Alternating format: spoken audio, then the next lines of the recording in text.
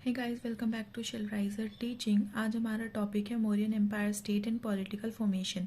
Basically हम Mauryan empire की state and political formation पढ़ेंगे through some scholars point of views.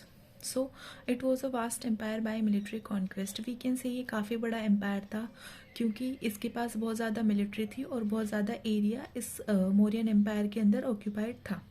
जब हम अर्थशास्त्र की बात करते हैं तो अर्थशास्त्र को लिखा है कौटिल्य ने, या फिर हम कह सकते हैं चाणक्य ने। उनके हिसाब से यहाँ पर 27 सुप्रिटेंडेंट्स थे और वी कैन से 27 अध्यक्ष थे जो कि पूरी इकोनॉमिक एक्टिविटीज़ को कंट्रोल करते थे मौर्यन एम्पायर की। जो सोर्सेज ऑफ मौर्यन एम्पायर की बात करते हैं तो यहाँ पर सोर्सेज ऑफ मौर्यन एम्पायर में 3 मेन सोर्स हैं। फर्स्ट इज द अर्थशास्त्र, that is of Kautilya. Second is the indica, that is of Megasthenes, and third is the edicts of Ashoka. इन सोर्सेस के हिसाब से जो मौर्यन एम्पायर है उसके 4 प्रोविंशियल यूनिट्स थी। First is the Takshashila, that is in the north. Second is Ujjaini, that is in the west. Third is Toshali, that is in the east. And fourth is Swarnagiri, that is in the south.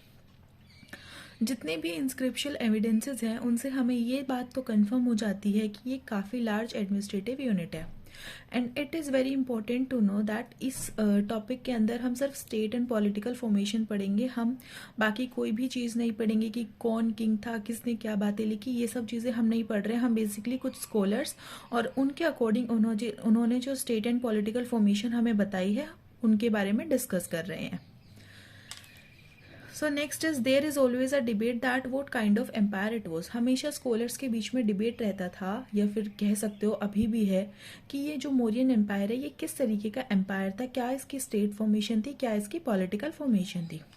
Romila Thapar के जब हम बात करते हैं, इनकी Ashoka and decline of the Mauryas में जो 1961 में आई थी, उसके अकॉर्डिंग जो है ये एक सेंट्रलाइज्ड एम्पायर था Mauryan empire. Basically centralised empire कैसे होते हैं, वो एम्पायर जो कि जिसकी एक कैपिटल हो और पूरा एम्पायर कैपिटल के थ्रू रन किया जाए। मतलब कि पूरे एम्पायर में क्या हो रहा है, ये सारी चीज़ें कहाँ से डिसाइड होके आएंगी, ये सारी चीज़ें डिसाइड होके आएंगी कैपिटल से, या फिर वी कैन से सेंटर से।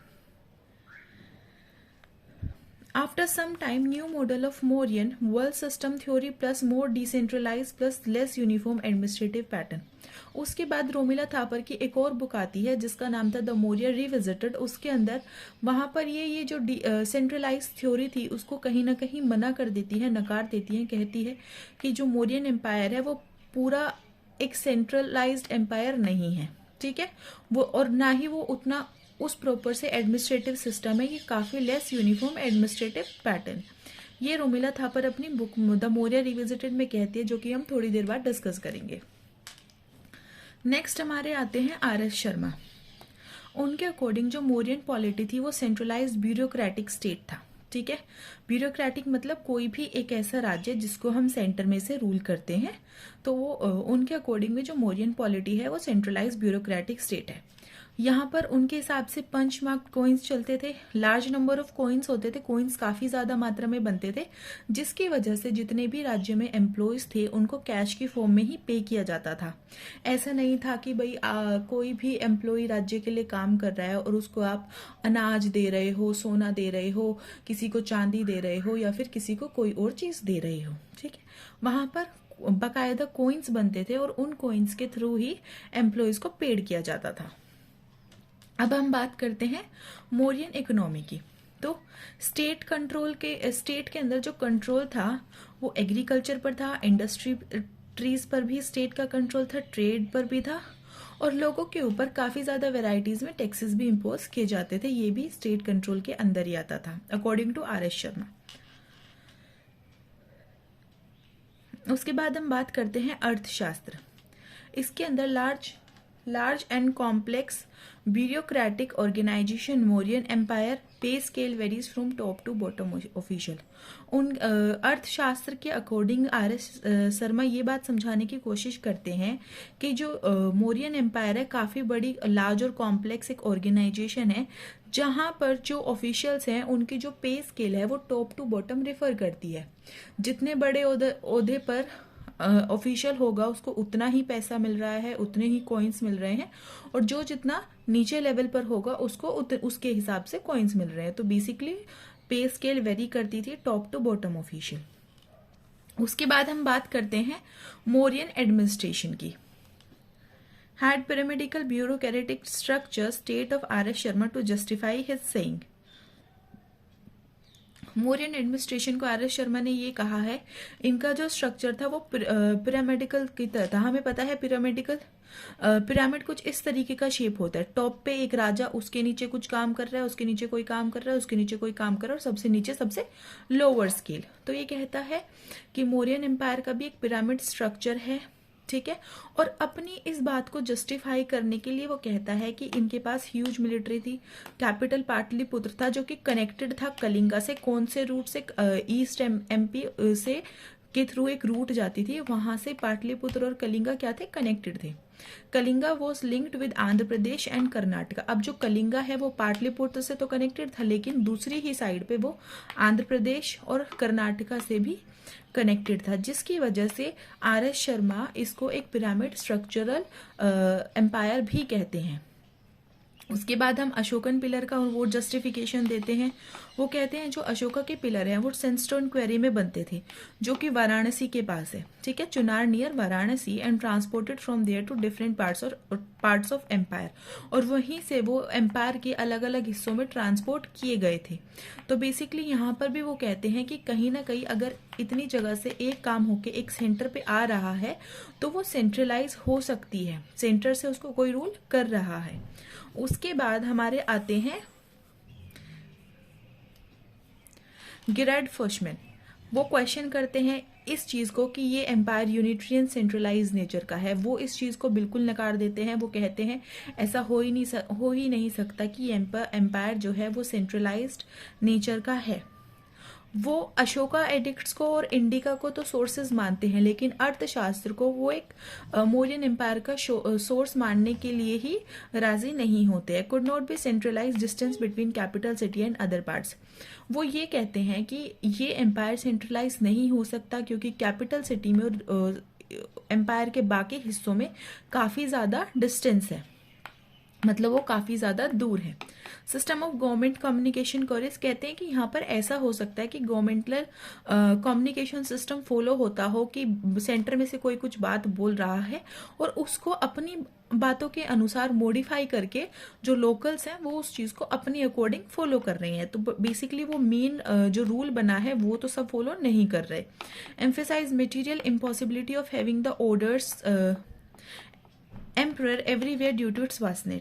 वो कहते हैं कि ऐसा मुमकिन ही नहीं है कि इतना बड़ा एम्पायर होने के बाद किसी एक सेंटर में बैठे हुए इंसान की या राजा की बात पूरी प्रजा मान पाए। उसके बाद बात करते हैं कोइंस।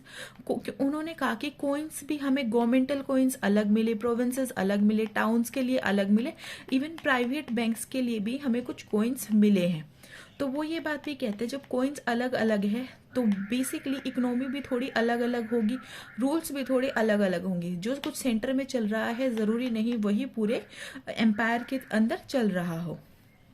उसके बाद हम बात करते हैं next main governance, internal governance, tribal people, difficulties of communication existed. उन्होंने कहा कि जो मेन गवर्नमेंट है वो सेंटर में होगी, हर प्रोविंशियल में हर एक छोटे प्रांत में वहां पर इंटरनल गवर्नेंस होगी जो कि ट्राइबल पीपल को रूल कर रही होगी, अपने अकॉर्डिंग उनको चीजें फॉलो करने के लिए बोल रही होगी। ये सब था because of difficulties of communication existed.